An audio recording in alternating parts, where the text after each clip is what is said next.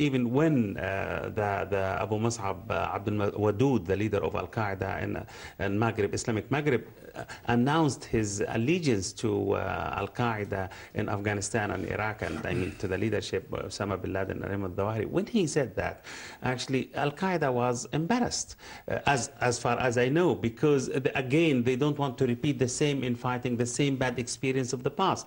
So actually, what I learned through my own sources, that Al-Qaeda and Islamic Maghreb imposed itself on the central Al-Qaeda leadership, saying to them, look, we belong to you, we want to be part of Al-Qaeda. So they accepted it, but they are waiting. It is like a proportion area or a proportion times. They want to see whether actually they will behave according to Al-Qaeda ideology, or they will have infighting again, and you know, the splits, and because this is the problem. This is the story of the Islamic groups in Algeria. Always you have splinter groups, you have divisions, you have but it seems until now, you know, the experience of Al-Qaeda and Islamic Maghreb is different from the GIO and other organizations. Mohammed, there have been a lot of civilians killed in the bombing campaigns in Algeria. What's your assessment?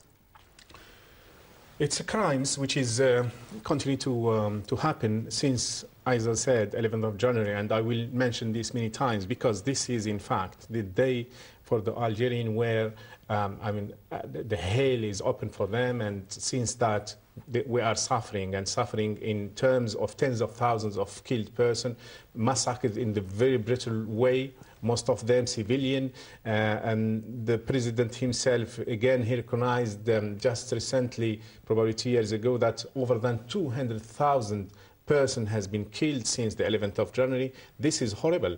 Some make it up to 250,000.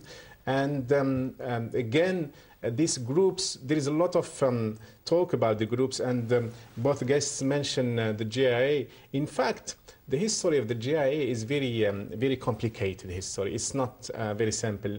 And the thing that the Algerian DRS, the secret services, run the country. And since '92, they run the country.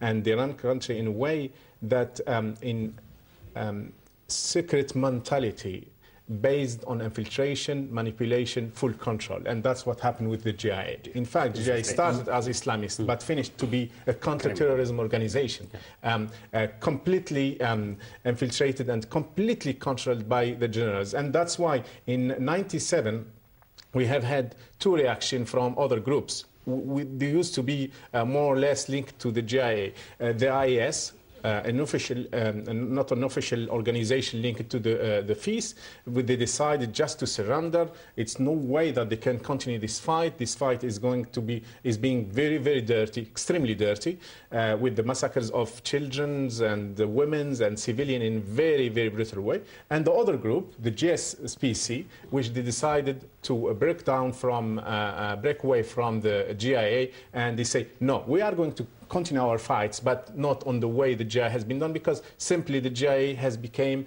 a counter-revolutionary organization. And if what you say is true, how do you know that this latest network hasn't been infiltrated? Yeah, that's a legitimate question to be asked, and it's very particularly in the Algerian context, because the Algerian regime, the Algerian DRS, the Algerian secret services, they are absolutely masters in infiltration and manipulation. Not only these groups, in fact, they infiltrate political parties, include the Islamist party within them, they include the whole society, the media, the journalists, absolutely the society. We have got a fake society, and we have got another hidden society. And this infiltration and this, they excel on this matter. Let's ask this question and lead to this question: are we sure that this group, again, it's not? It looks like that they are not really infiltrated from what we can see from what they are targeting, what's their discourse, their action, and what is their relation with the other people in the area, which they are feeding them and they are helping them. Because it's simple. Once they get infiltrated, they will get no connection between them and the Algerian population in towns and villages which are helping and supporting them. Well, Agenda reporter Lauren Gunnius made a beeline for the Edgware Road, London's talking shop on Arab issues, and this is what she found.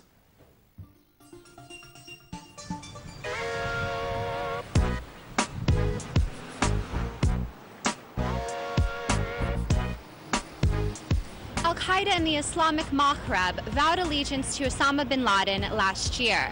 Since then, they've claimed to launch multiple attacks throughout North Africa, specifically targeting Algeria. For today's agenda, we'd like to know why. Do you know why Al-Qaeda is turning its attention to Algeria? No, I don't. Most probably because the people there are sort of politically unstable and maybe can be easily swayed. Why do you think that Al-Qaeda is turning its attention to Algeria? Because of the amount of oil in Algeria, maybe they could benefit from that. I just think possibly for a global profile, and maybe there's some oil dollars there that they can attack, but yeah, I mean, it seems strange to me that that would be a target.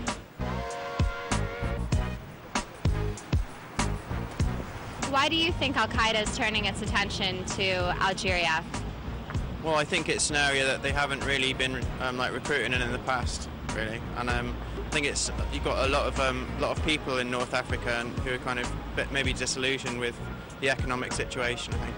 Al-Qaeda are probably wanting to take advantage of their resources, and since Algeria is so unstable, they probably think, okay, it's easy to attack this country and take advantage of them. If you look at most of the places where they strike, it's because of either just to prove a point that they are still existing. And Al-Qaeda in Algeria, maybe because of the oil, nothing more, and maybe because the place is not stable. If you have a good government, I don't think they'll be able to allow the Al-Qaeda to come in.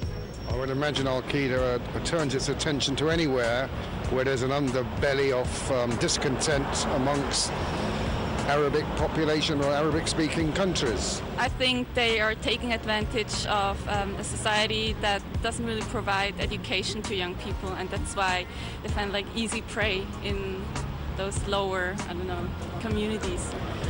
And I think it's because they're maybe running out of resources and people to support them.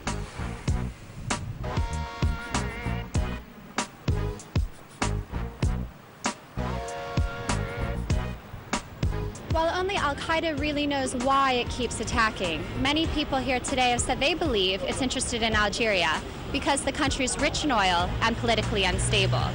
For The Agenda in London, I'm Lauren Gunnius. Abdul Barry, is it all about oil and instability? Were they right? I don't believe it is oil. Definitely it is instability. We know Al-Qaeda is always looking for the soft belly. They are looking for unstable place to actually establish its bases there. But Ayman al-Zawahiri did say, and he was very critical of Algeria's business dealings with the French and the Americans over oil. Yes, this is true, but also Libya got oil. We have to remember that. And for other countries also, United Arab Emirates got oils, but Al-Qaeda is not there. So I don't believe oil is the most important thing.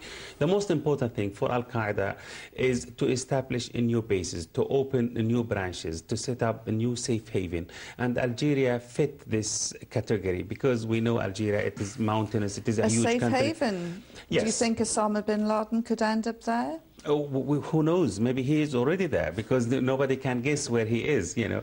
So now we have to look at Al-Qaeda after 11th of September. Al-Qaeda after 11th of September is transformed. It's not as it used to be as a pyramid-built organization. No, it is a flat, loose organization. And we can see Al-Qaeda decentralized, opening branches in Iraq, opening branches in Somalia, opening branches in Europe, opening branches in North Africa. No, so Algeria is important for Al-Qaeda for many reasons, because as Dr. Al-Masari said, the Algerian people are very fierce fighter, they are very courageous, and they're also very Islamist when it comes to Islam and ideology. Second thing, Algeria is very close to Europe. Al-Qaeda would like to have a base in the other side of the Mediterranean. But they've got Tunisia, they've got Morocco. But Algeria is huge. Algeria is a mountainous. Algeria is, a lot of jungles there.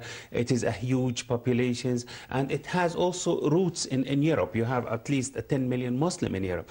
2 million of them may be Algerian or more than that. More than that. So about 6 or 4 million or more. So this is very, very important for Al-Qaeda to reach Europe. We know that Al-Qaeda is always aiming to set up bases inside Europe, to have sleeping cells in Europe, to have active cells if they want to activate it from time to time. So that's why actually Al-Qaeda is paying more attention to Algeria in particular, and also Morocco and Libya, maybe, but Algeria is suitable simply because of the instability and because